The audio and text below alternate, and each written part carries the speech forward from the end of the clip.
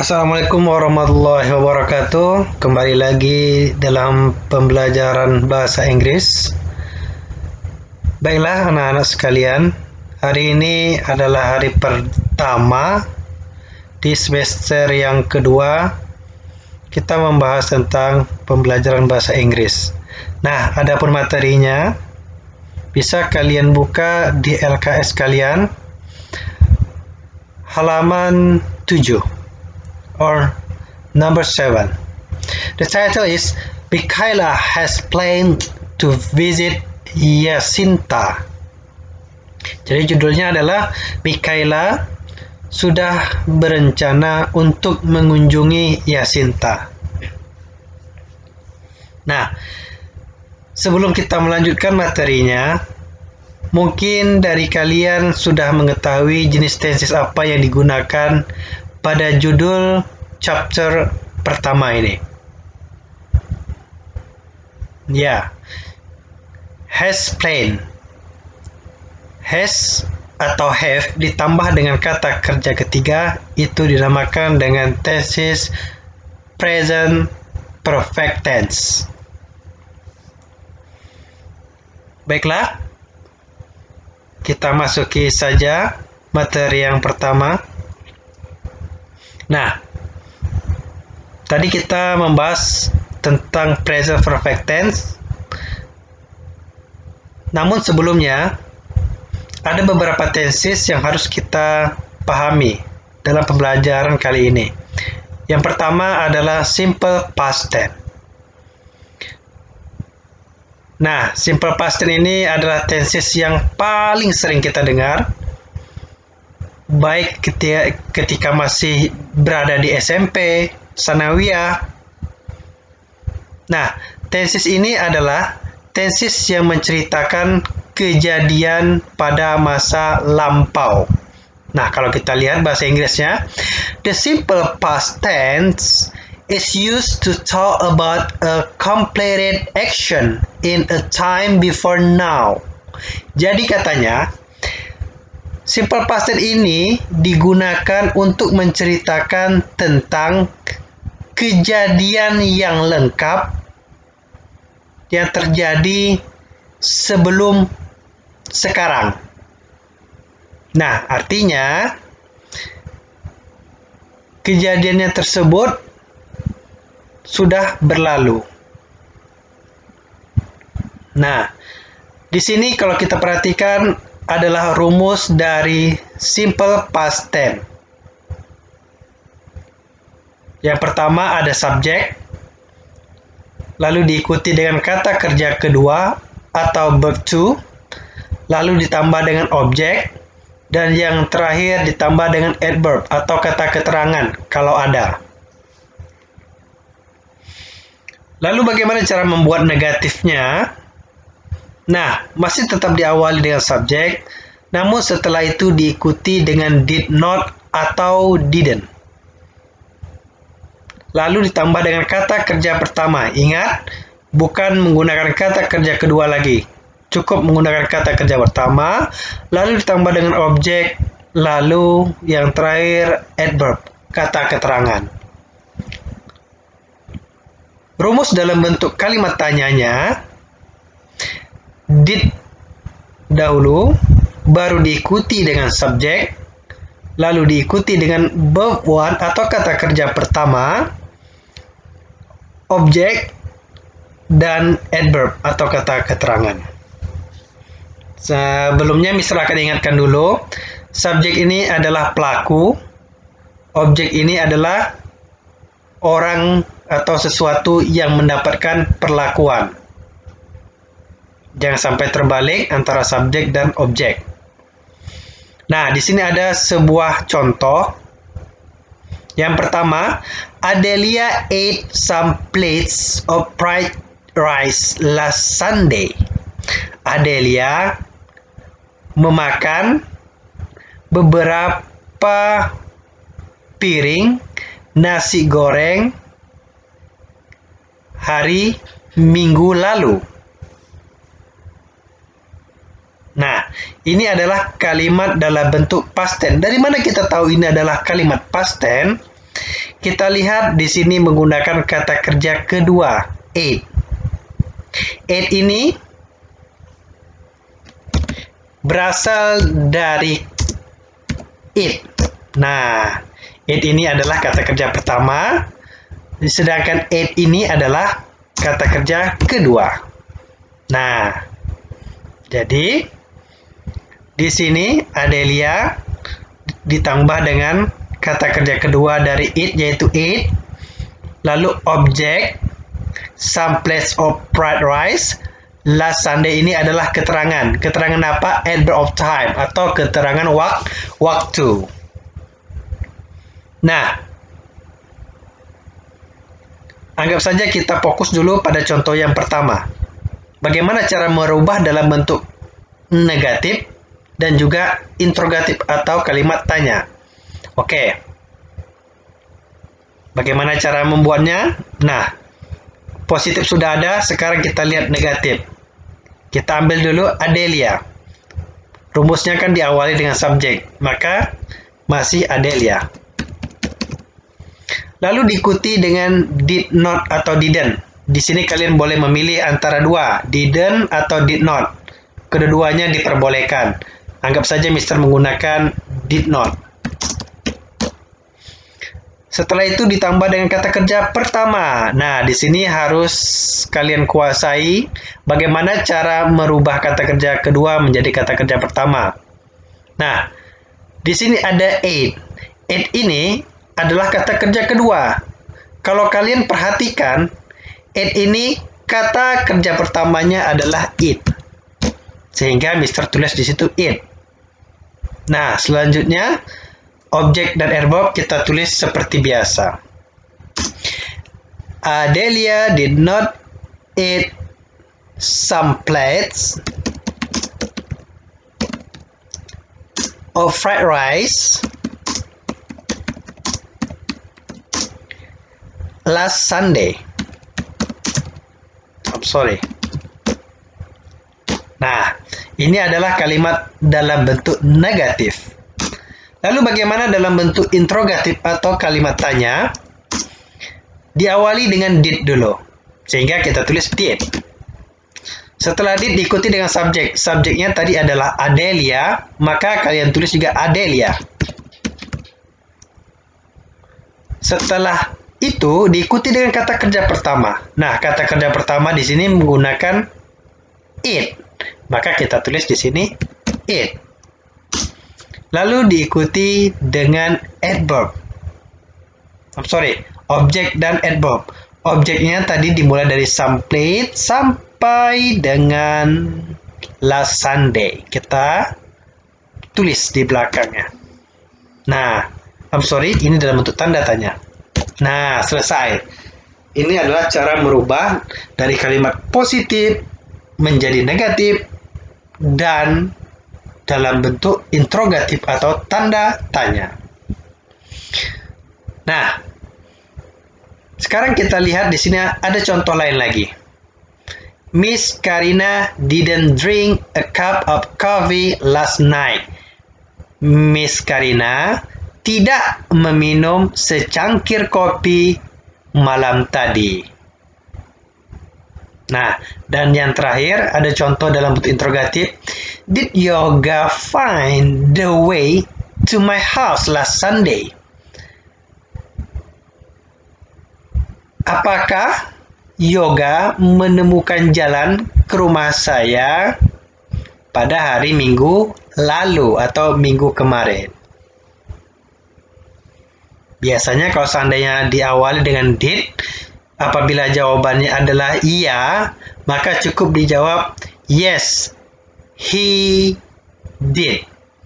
Kalau negatif, no, he didn't. Nah, jadi seperti itu. Kalau seandainya kalian ingin menjawab ya.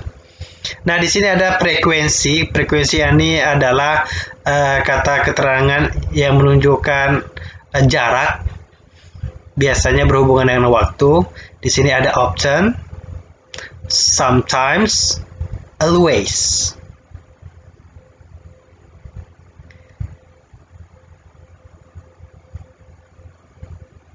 Oke, di sini juga ada menggunakan a definite point in time. A definite point in time ini adalah kata keterangan waktu yang sifatnya jelas atau bisa kita prediksi seperti last week, minggu lalu, when I was a child, ketika saya masih anak-anak, yesterday, semalam, 6 weeks ago, 6 minggu yang lalu. Ini adalah keterangan waktu yang sifatnya jelas. Bagaimana keterangan waktu yang tidak jelas atau indefinite point? Yang pertama bisa menggunakan the other day, di hari yang lain, age ago, bertahun-tahun yang lalu, atau telah silam, a long time ago, dulu-dulu kala atau zaman dahulu kala, jauh sebelumnya. Itu kan waktunya tidak jelas, makanya dinamakan dengan indefinite point in time. Sedangkan yang jelas dinamakan dengan a definite point in time.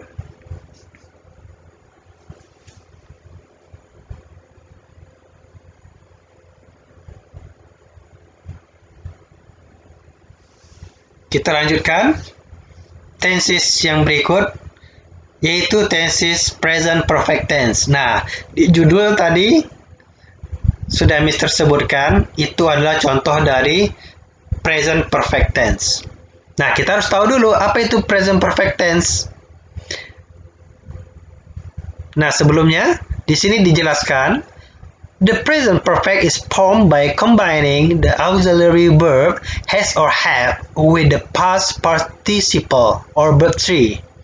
Jadi katanya, present perfect ini dibentuk dengan menggabungkan kata kerja bantu seperti has atau have, lalu diikuti dengan past participle atau kata kerja ketiga.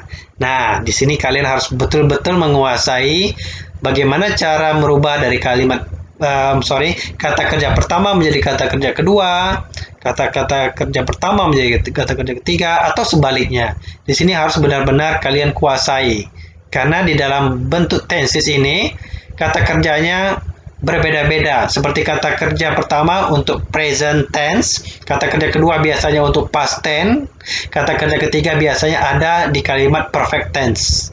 Jadi, kalian harus benar-benar menguasai masalah ini. Dan di sini ada sebuah contoh. She planned to visit Yasinta. Nah, sama judulnya. Dia berencana untuk mengunjungi Yasinta. Dia sudah berencana untuk mengunjungi Yasinta. Yang kedua contohnya, Amara has written a letter to Maria. Amara sudah menulis sebuah surat kepada Maria. Nah, kita juga katanya bisa menggunakan conjunction, kata penghubung seperti since, sejak, dan for, selama, untuk mempersembahkan atau menunjukkan dalam bentuk kalimat present perfect tense. Jadi biasanya kalau kalimat present perfect tense itu kalau ada kata since atau for, itu biasanya ada kalimat present perfect tense. Nah, di sini contohnya, we use since with a fixed time in the past. Nah, kita menggunakan since itu, sejak itu, untuk menunjukkan waktu yang sudah jelas pada masa lampau. Contohnya, tahun 2004, udah jelas kan waktunya 2004. 23 April, nah tanggal 23 April. Tahun lalu, artinya 1 tahun sebelumnya. 2 hours ago, 2 jam sebelumnya. Nah, since ini biasanya diikuti dengan kata keterangan waktu tersebut ya sifatnya jelas.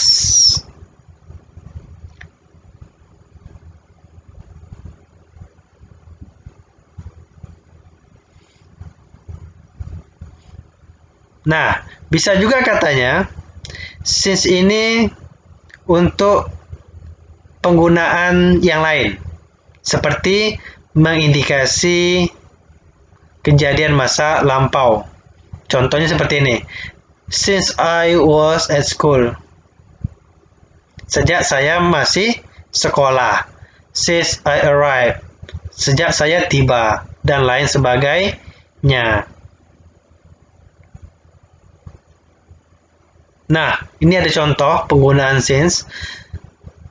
I moved to Jakarta since 2002. Saya sudah pindah ke Jakarta sejak tahun 2002. Artinya apa? Sejak 2002 hingga sekarang dia masih tinggal di Jakarta. Kanaya has been here since 2 p.m. Kanaya sudah berada di sini sejak jam 2 sore. Artinya apa? Sampai sekarang si Kanaya masih di sini.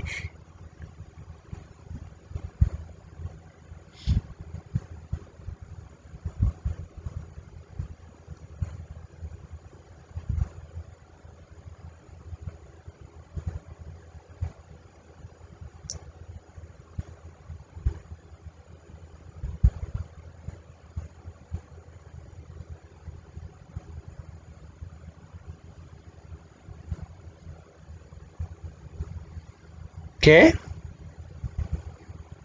Sekarang kita masuki ke bagian tugas kalian untuk pertemuan kali ini. Oke. Tugas kalian kali ini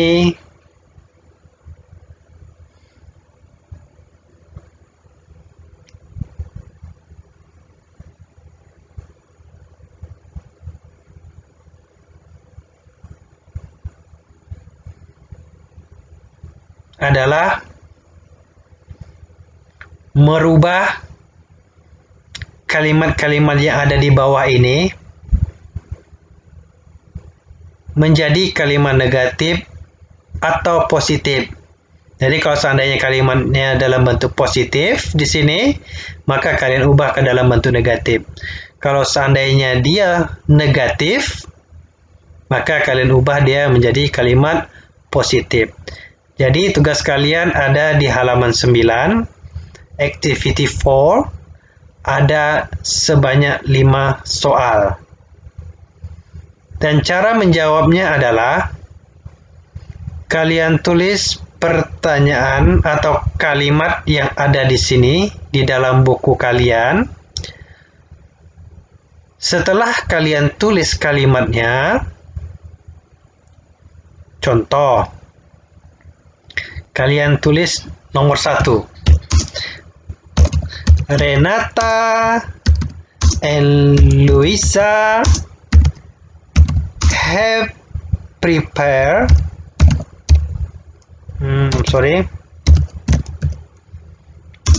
to go to Denmark.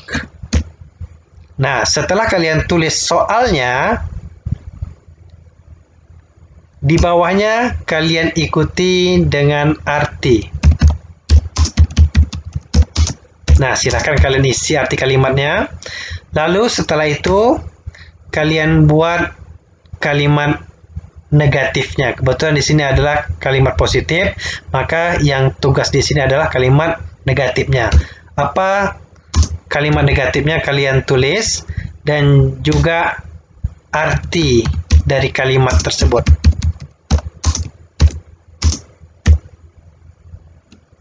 Oke. Terima kasih. Mister ucapkan Assalamualaikum warahmatullahi wabarakatuh.